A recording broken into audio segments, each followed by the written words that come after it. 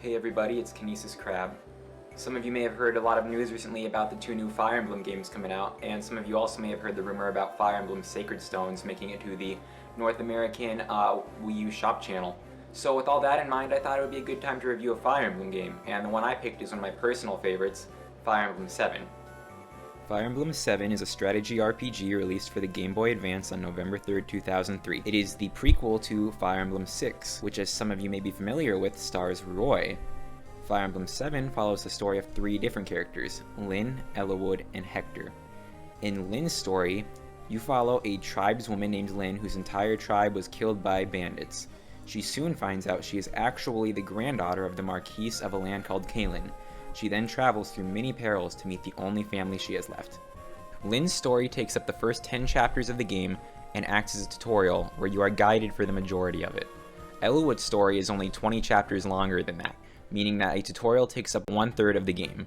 In this tutorial, permanent death does not apply, and any characters just will not follow Lyn anymore, but will be recruitable once you begin Eliwood's story. Any characters who do survive all the way through Lyn's story will carry over their stats into Eliwood's, and if it is played before Hector's, it will also carry into his story.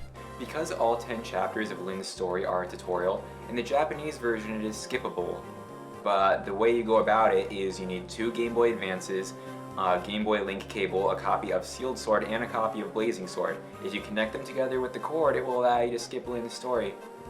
I don't know why you wouldn't just give me a button and I can press it and be like, hey, have you played video games before? I don't know, I better take this tutorial, or yeah, I played video games, I don't need no fucking tutorial. How do I move? But I think that should really be my choice. I'm very pro tutorial choice. Eliwood is the son of the Marquise of Foray, and will eventually be the father of Roy from Fire Emblem 6. He goes on a journey to find out what has happened to his missing father, and along the way discovers many treacheries and plots against his country.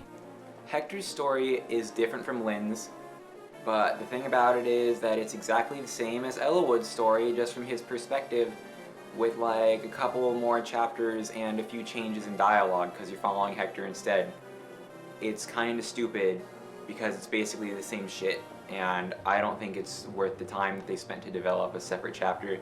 They could have just added some extra chapters for Hector or given him his own story, but as it stands, it's just a repeat of what Eliwood goes through from a different perspective. Gameplay in Fire Emblem is unique for many different reasons. One of these reasons is the permanent death system. Anytime a character falls in battle, they will die forever and cannot be used again. At the end of the game, it will be stated that they died and did not go on to do anything else. A unique part of Fire Emblem's gameplay is the weapon triangle. In the weapon triangle, swords, spears, and axes work in a rock-paper-scissors manner, where one will trump one, but also be trumped by another. It works out very well and makes you plan what units you bring into battle, as not everyone can hold every weapon. Within the 3 Game Boy Advance Fire Emblem games, each character can develop 5 total support conversations. There are 3 support conversations between any 2 characters. They raise in rank from C to B and then finally to A. Any A rank supports can lead into a special ending and mention during the epilogue of the game. Any supports not reaching rank A still serve purposes in battle, as when the 2 characters stand next to each other, they will be stronger than they would be otherwise.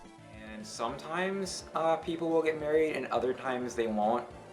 And I'm still mad that Dazla and Larakel didn't get married when I paired them together in Fire Emblem 8. The pixel art for character portraits in this game is very good and very nice looking. I enjoy watching them talk, and every time I go through I never really get bored of looking at it. However, what is not so good is any battle sprites. Any character who is not a main lord, ergo any character who's not Lyn, Hector, or Eliwood, is simply a recolor for their class. All Cavaliers look the same and are just a different color, all Knights are the same and just a different color, etc. and etc.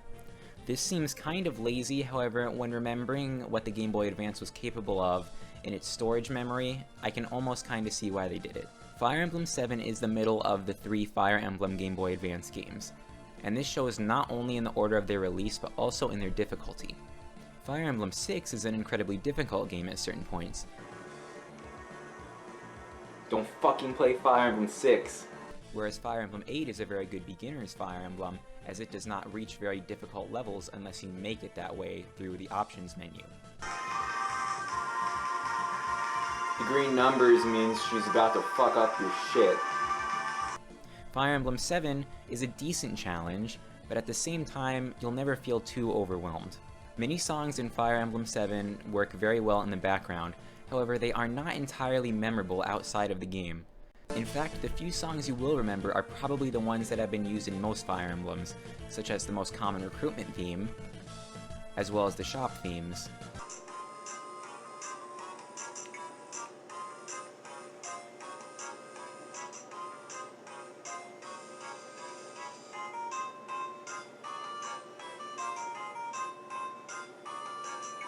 These songs are very good and very memorable.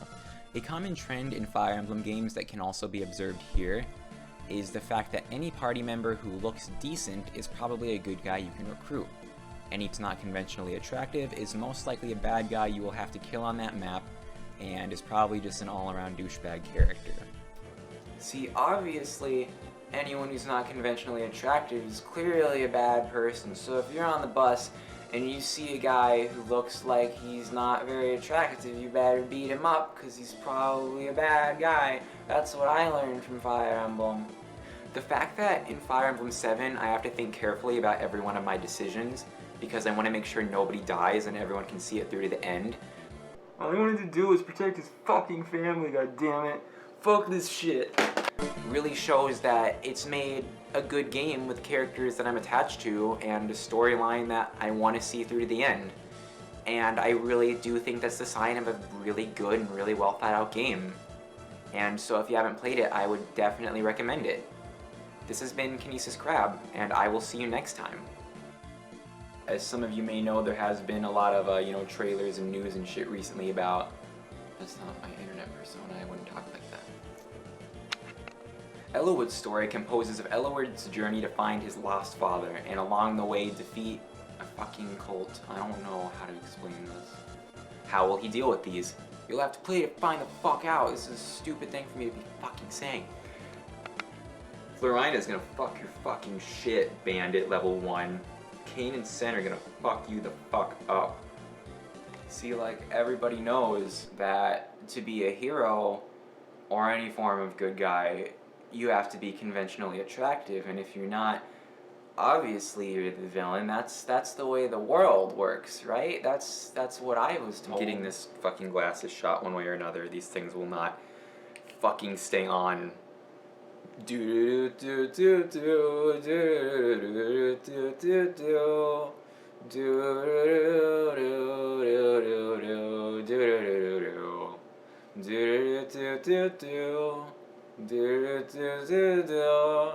I like the shop song. I feel like a fucking idiot.